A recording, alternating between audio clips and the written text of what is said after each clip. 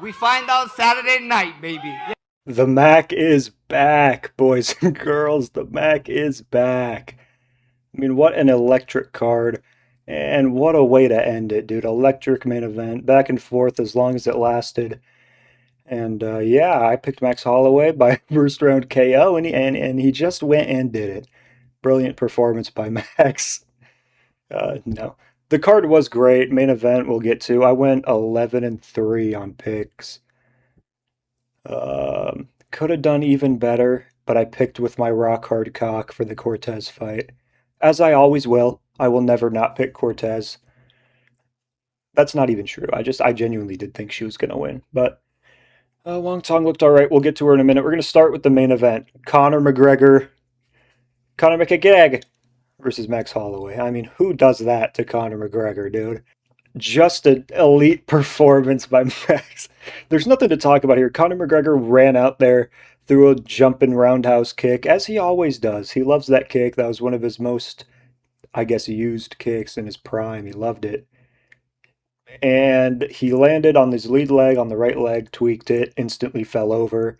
I was watching the fight with my dad. I went, holy shit, dude, he went and injured himself. No way. And my dad was like, no, no, no way. And then he threw another one, fell over. And I was like, holy smokes. Kid went and ruined the fight already. And my dad was like, no fucking way. And then, yeah, he fell over another couple times and the ref had to step in. There's nothing to break down. Max didn't look particularly good, I guess. Nothing happened. Conor didn't look good. Max didn't look good. The nerve of Conor McGregor, the absolute nerve to come into this fight after taking half a decade off with a pre-existing knee injury is genuinely some of the most heinous stuff I've ever, ever seen in my life.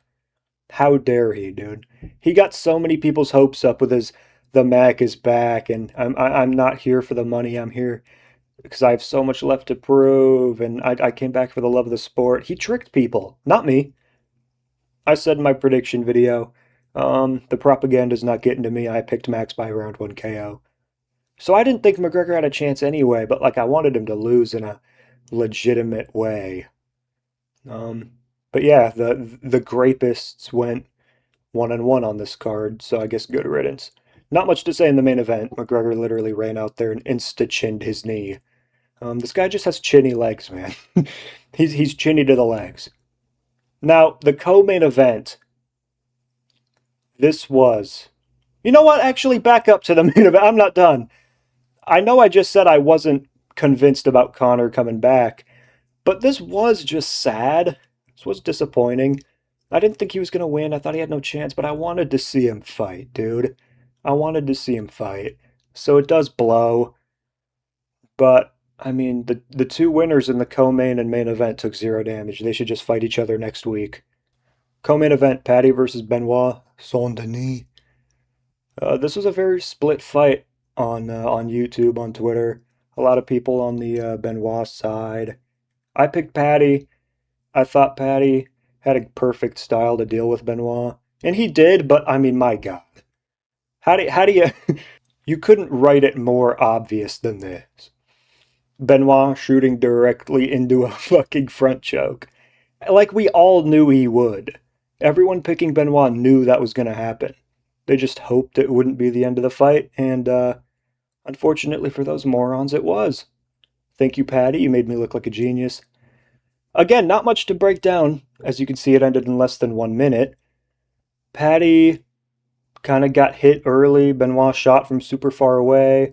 Paddy digged a guillotine. Benoit tried to roll out of it, but because this isn't Dan Hooker, Paddy actually just ended up on top instead of falling to his back like a moron, and switched it to a Darce and just subbed this guy out cold. It says 52 seconds. I shit you not, Paddy had that choke in from like the 8 second mark to the end of the fight. Like he won about 8 seconds in. So good performance by Paddy. Kind of proved what I thought about Benoit. Like he is just kind of when he wins, it's oh he's a marauder, but when he loses, it is pathetic. When he loses, it just is. I've never been sold on Benoit. I'm still not sold on Paddy. I just think this is a good matchup. I don't know what you do with either of them. I'm not bedtime. I'm not going to match them up. Maybe you do just do Max and Patty since they both took no damage and they're on the same schedule. I don't know. But yeah, good win by Patty. He literally did and pulled off the perfect game plan for Benoit. If you have a good front choke game, you can beat Benoit, and that's what Patty's best skill set is, in my opinion. So this is a pretty, even though it was a tough pick and I wasn't confident, it seemed like the right side for sure. Embarrassing performance by Benoit, but I mean, he's had a few embarrassing performances in the UFC and come back from them. He'll be all right. On to the next fight. The Beakers and Test Tubes Championship. Corey Sandhagen versus Mario Batista. High level fight. Very high level fight. Mario Batista actually injured Corey Sandhagen at the very end of round one. I thought Corey was winning that round. I really did. I thought, okay, Corey 1-0. Mario took him down. Corey tried to scramble up. Mario ended up with a Suluev stretch. He was Su Almabayev maxing a bit. And yeah, kind of just shattered Corey Sandhagen's knee. You could see him limping back. Mario noticed it. Round two, Corey won round two. Unanimously, Corey clearly won round two. Basically by just outstriking him. He just kind of taught him a lesson in the sweet science of boxing for 5 minutes with one leg. Landed big shots. Hurt Mario at one point. And then, yeah, Mario came back in round three, dropped Corey pretty bad, put a beating on him, took him down like 15 times. And yeah, crafty performance by Mario against, the gritty gritster, lab coat wearing Corey Sandhagen. The injury changed everything for sure. But, Mario caused it, and I respect that. And that's a crafty move by Mario. I'm still not moved by the performance, though. It didn't really change anything. I also said this in my prediction video that no matter who won, I feel like this matchup didn't allow either of them to really move up in my personal bantamweight rankings, I guess. But still a good win by Mario. He avenged his loss from however many years ago. Corey's chin is becoming more and more of a concern. It 100% is. It's something that us predictors are going to have to start taking into account because he gets dropped and nearly finished now and put in bad positions even. In every fight, it seems like I don't see a very successful future at bantamweight for Corey. Like, you're telling me if they give him Peyton Talbot next, he's not going to fumble it and get knocked out in like round two randomly? His footwork is still great. His shot selection is still great. He has some pop. He's crafty. He'd be switching stances at range and shit, but he just can't take a punch anymore, man. Trevor Whitman somehow sucked the chin and the durability out of him. But anyway, on to the next fight. Probably the fight of the night. I think it has to be. I haven't seen the awards yet. I don't know who got a bonus, but this had to have won fight of the night. And again, I told you about Kavanaugh and Royval, and I know it's stupid for me, the prediction channel, who picked Kavanaugh to say I told you, even though I'm wrong. But I did say if Kavanaugh doesn't get him out of there in the first round, round three is going to be rough, and that's exactly what happened. Kavanaugh won round one, I believe, and then Royval round one. Holy smokes, Royval won round one on volume. And then Kavanaugh had a really, really good round two. He hurt Royval bad, dropped him. He hit him with like a left hook, I think it was, and then kicked him to the body. Royval fell over. Kavanaugh landed huge shots, but Raw Dog motherfucking Royval wasn't going anywhere. Round three starts, and I told you, dude, Kavanaugh's conditioning is still unproven. His finishing ability was massively overrated this week. Everyone was talking about this guy like he's Manel Kopp. He's not. This guy's just Nathaniel Wood with some swag. His finishing instincts are not the best. He does let finishes slip away. He's pretty easy to control. He's not the best minute winner I've ever seen in my life. I feel like people were overrating him a bit. And like I said, I told you guys to be careful putting him in every parlay. I know a lot of people's parlay got ruined by this fight. Somebody responded to one of my tweets saying, "I am now homeless thanks to Lonnie." If only he watched my prediction video. Great win by Royval. He showed that basically if you don't finish this guy, he's a crafty little fella, dude. He was popping that jab out there. Lonnie can't deal with a jab from southpaw, is what we learned. Also going to take that into consideration for future matchups. Can't deal with the southpaw jab. Still exits the pocket very sloppily as the fight goes on with his hands down. It's just Royval never capitalized on it. And his grappling is still unproven. And his conditioning is still subpar. Royval was putting this guy in a blender on the ground, dude.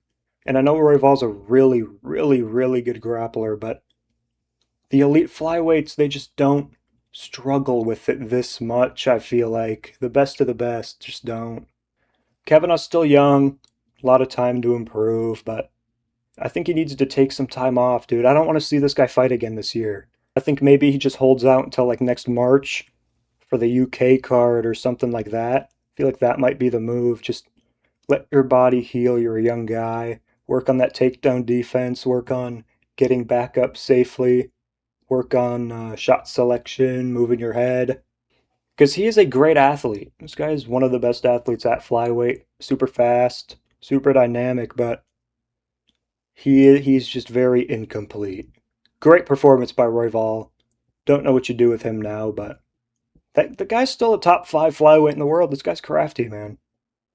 He called out Asu, actually. He did call out Almabayev. I could definitely see that happening. It's a great matchup. It's a great matchup. Fuck that matchup, though.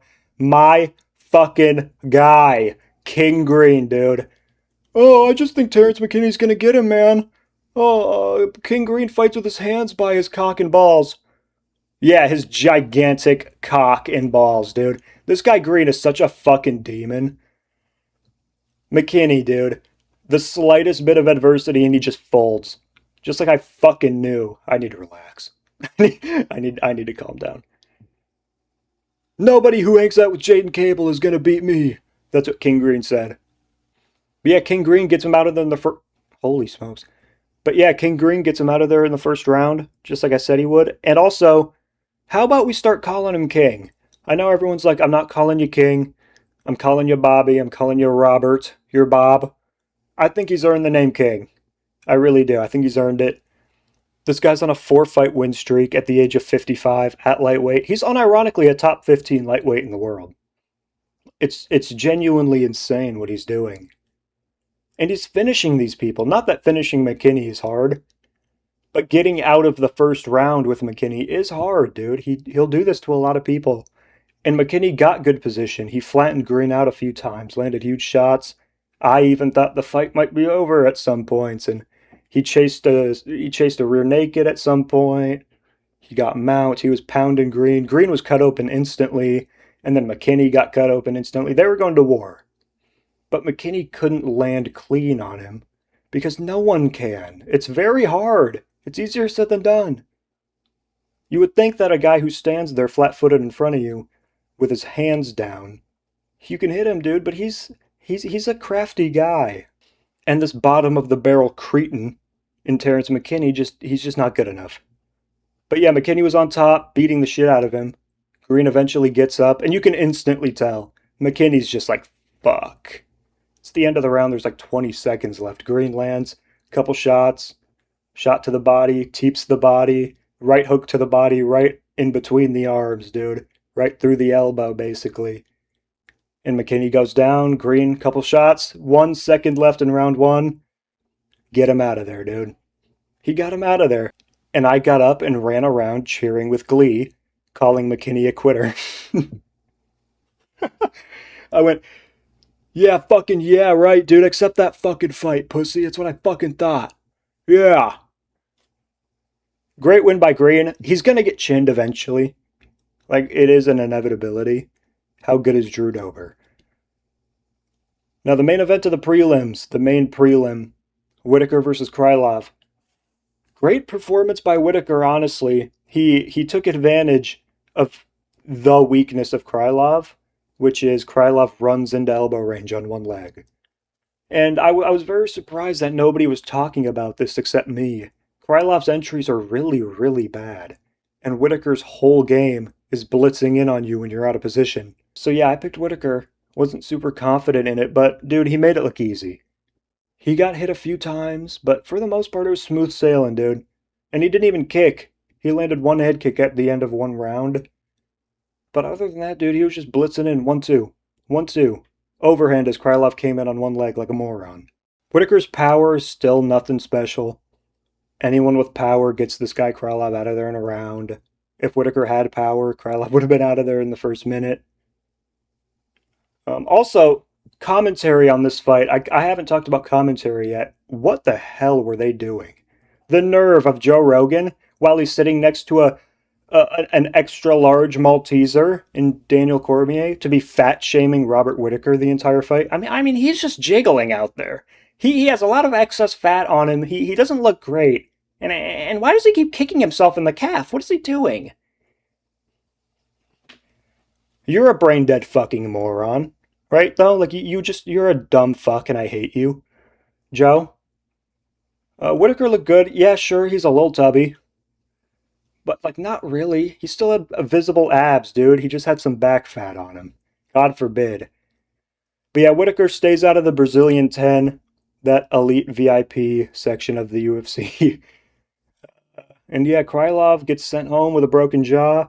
Whitaker didn't even knock him out. I know it says knockout round 3, but Whitaker hit him with a clean overhand as he came in, and Krylov straight up turned around and went, I'm good. He went, yeah, thumbs up. Yeah, you got it, buddy. Nice. And then the ref was like, oh, all right. And stepped in and stopped it. Great performance by Whitaker. I don't see him having success at 205 going forward. I feel like this might be his one and only win at 205.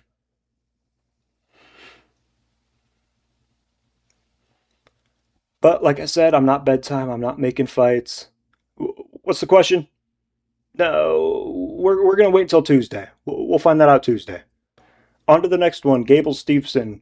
Rapel the Loophole Steveson takes on Alicia the Snack Panther Ellison. I mean,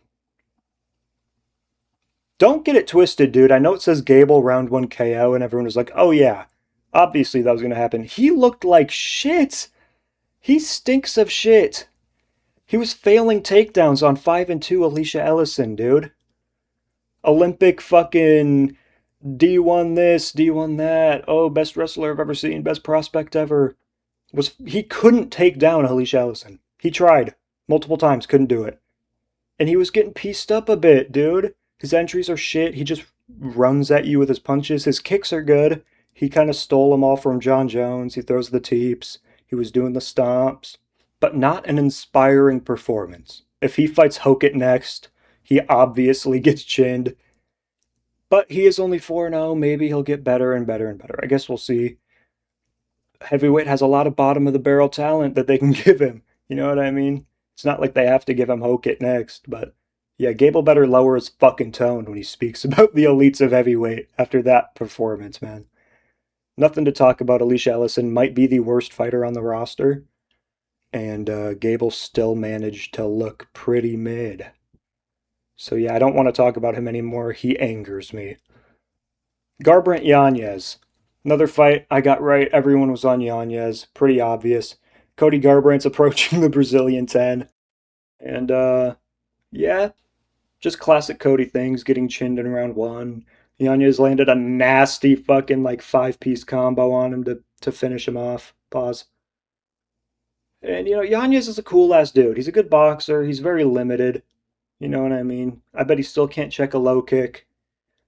He has some pop in his hands, but he is also hittable. You can back him up.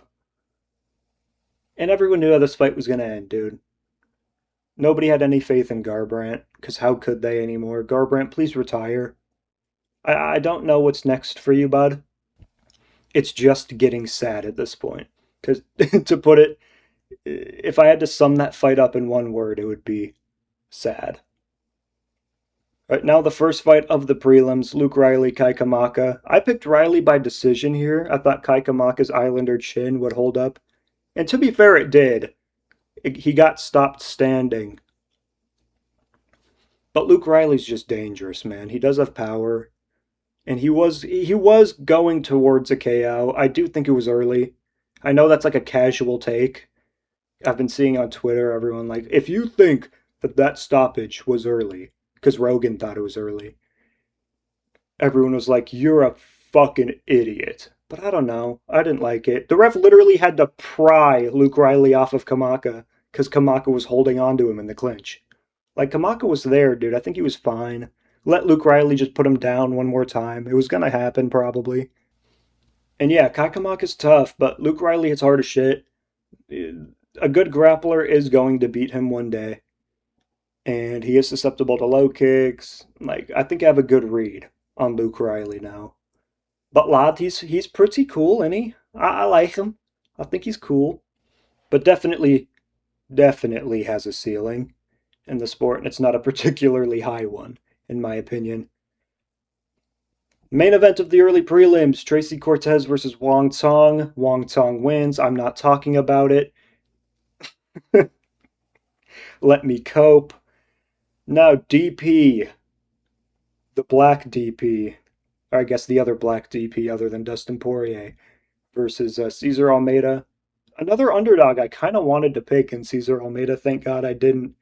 DP looked pretty good. Now, if you listen to commentary, you'd think he was getting schooled and taught a lesson in the sweet science by Almeida, but they're all morons, all of them, each and every one of them. So don't listen to him. Almeida was just throwing inside low kicks. Penis was the one getting a better reaction with his kicks. He was landing good body kicks. But yeah, eventually Almeida threw an inside low kick from southpaw as the leg was retreating. Penis, boom! Right hand, right on the chin. Almeida goes down. And then Penis kind of Penis kind of stood over him like Khalil did to Anthony Smith. If you guys remember that, just waiting for the geriatric senile moron that is Chris Tognoni, I believe it was. Maybe it was Hatley. Whatever one. They're both senile morons, so whatever one makes sense. They just didn't stop the fight. Dude, Penis was looking at him like, fucking okay. And then he hit him again, and then they stopped it. Good performance by Pinos, and all I really have to say here is Ottaba Gautier, you're a fraud. Ottaba, we're good. Penis is here. All right, Ben Simmons is here. I think this guy's ceiling's actually pretty high. He's a good athlete. I don't think his wrestling is as. He did get taken down by Almeida, which is a bad look, but it came off of him taking Almeida down and then like jumping on top of him like a moron and then falling over. So I don't know. Penis is a great athlete. He's gigantic. He's veiny. He's vascular. He's big and black. And I think he has a good future in this division. Next up, Fareed Basharat taking on the twink that is John Garza. Garza looked really good. I know it says 30-27 Basharat, but this is a very, very competitive fight. Which I kind of assumed it would. I didn't think Basharat was going to finish him. I didn't think Basharat was going to masterclass him. Garza's just a kind of smaller Ethan Ewing, and I was going to pick Ewing to beat Basharat, so. And I still stand by that. Based off this performance, I do think Ewing probably would have finished him, honestly. Garza was sweeping from bottom, ending up on top. His takedown defense looked really good. He was kind of effortlessly defending them at points. Basharat wasn't even really making him work too hard. But I mean, I got to give Basharat credit. Like, he looked good. He did enough. He was landing the jab, going to the body. Garza's body shots were way better, I guess. So I shouldn't even mention Basharat's body work. Yeah, Basharat was just kind of off the back foot, pot shotting, getting timely takedowns, stealing rounds in the most Basharat way possible, dude. He's nothing special. He's gonna get his O taken eventually, and it's gonna be a great day. Garza, I would say Garza has a future in the division, but I have a sneaky suspicion, a very sneaky suspicion that he's gonna piss hot, dude. Some of these regional guys, I'm just not sold on their clean DNA, if you will. This performance was very good by Garza. Wouldn't be surprised if we don't see him for the rest of the year because he's facing a suspension. Next up, Ryan Gondra versus Zach Reese. I picked Gondra by round 1 KO. He got it done by round 1 KO. And I didn't pick him by round 1 KO because he's good. I picked him by round 1 KO because he's fighting Zach Reese. Need I say more? This happened a couple times on the card, but Rogan was glazing Zach Reese and then he got instantly chinned. He was like, I mean, Zach Reese is a sexy guy. I mean, he's hot, dude. I'm bricked as fuck right now, and yeah, he looks good here, folks. Oh my God, he's unconscious. He did the same thing with Cesar Almeida. Cesar Almeida's crafty. This guy has a win over Alex Per. Oh my God, he's dead. And then DC did it to Kai Kamaka. He was like, Kai Kamaka's taking these shots very well, and he's dead. And then it happened to Garbrandt, even, dude. I mean, Garbrandt's actually taking these shots pretty well, and he's unconscious. So yeah, these commentators are actually cursing the fighters live. It's this very strange voodoo magic, and I really feel bad because the fighters have no, they're not even in control of their destiny anymore. Really, it's up to Rogan and DC, whoever they cast their voodoo dark magic Alex Pereira spell on. But yeah, obviously nobody's moved by this fight. It's Ryan Gondra, dude. He's just a fat guy who's gonna get chinned eventually. Not much to break down. Zach Reese isn't UFC level. I don't care if he continues to win fights at the UFC level. He's not the UFC level. He's just not. Now on to the last fight we're talking about. First fight of the night, Costa versus Durden. I mean, you can't lose with the GOAT Diego Lopez in your corner, dude. This fight went basically how I expected it to go, and how I'm sure a lot of people expected it to go. Durden having some success early with the boxing. Costa doesn't move his blockhead. Costa landed some low kicks. Costa defending the grappling pretty well for the most part. He stuffed every takedown. Threatened a few subs. And then eventually in round two, hurt Durden. And ended up getting a rear naked. I mean, it's basically exactly what I said. I think I picked Costa by round two sub. This just screamed Lobo Gym Masterclass to me. A pressure heavy boxer wrestler running at a Lobo Gym guy is just never gonna work. This is what they do. This is what the Lobo Gym does. Good for Costa. Costa's on a roll, dude. Costa has what, like 3 fights this year? All finishes, I'm pretty sure. And even the fight before that, where he got knocked out by Coria, I think it was. It was like an injury. He was losing the fight, don't get me wrong, but then he got injured and got finished. So this guy Costa's good. I think he is top 15 level in the division. Definitely more than fucking Kevin Borjas, who is in fact a top 10 flyweight in the world. But yeah, all around good card. Obviously a very anticlimactic main event. It's hard not to just laugh at it, you know? We haven't been dealt a good deal of cards. That's not the saying. What's the saying? We haven't been dealt a good hand with these numbered events this year, in my opinion. Yeah, January, Gaethje versus Pimblett. Good fight, don't get me wrong, but pretty sloppy and low level. But other than that, dude, it was a good fight. I'm not going to bitch. And then the one in February, Volk Lopez, was a snooze fest, and it was a stupid match to make in the first place. And then you had Oliveira Holloway for the BMF belt, so there wasn't even a title on the line, and the fight was horrible, even though I loved seeing my guy Oliveira win, who I picked as a big underdog, by the way. It was still a dreadful watch. And then we had to watch our GOAT get chinned by the biggest NPC in the division. And not only the biggest NPC in the division, Carlos Olberg, but the biggest NPC in the division, Carlos Olberg, who had one leg. Mario Batista also lost a round to a cripple, though, so you know it's fine. But then, yeah, May, we had Strickland, huge underdog upset against Chimaev, but pretty low-level fight, in my opinion. And I didn't think it was as entertaining as other people did. I know I'm the biggest hater on YouTube, I get it, but they were just kind of trading jabs for the last 3 rounds. You know, best boxer in the division, best jab in the sport. Sean Strickland was getting like out jabbed by Hamzat for a decent portion of the fight. Just wasn't a great watch. And now this, dude. Now this. It's just sad. We need Islam versus Ian Gary to deliver. And unfortunately, that's not a guarantee. It's really not. Ian Gary knows how to stink the gaff up, and Islam does as well. So I'm not overly optimistic about that. I think Volk will probably be in September. He could stink it up too, and Evloev definitely can. And then if it's like Gone, Aspinall in October, I feel like we're gonna have to watch the biggest terrorist of the sport beat Aspinall, and then we're gonna have to watch Pereira lose to Josh Hokett in November, which is funny, but it is also kind of sad. So I don't know, man. It's hard to be optimistic about the future of the sport. Look what Max Holloway did to us, dude. This is why I dropped a hit piece on him yesterday. Or this morning. I don't even know when I dropped it. But horrible, horrible man, Max Holloway. Can't wait to see you unconscious. And I think that's all I have to say for today. Follow the Twitter. Catch me next week for my UFC OKC predictions. I did good on this card. I think a lot of people did good on this card, though. I went 11-3. Most people swept the prelims. I didn't because I picked Tracy Cortez because I was picking with my boner instead of my brain. But all in all, dude, I got some crafty picks. I got Patty, and I got Green. And I did warn you about Kavanaugh, so I'll take some credit for that. And I didn't fall into the McGregor traps. All around good picks.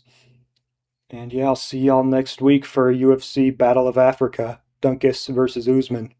The Mac is in fact not back.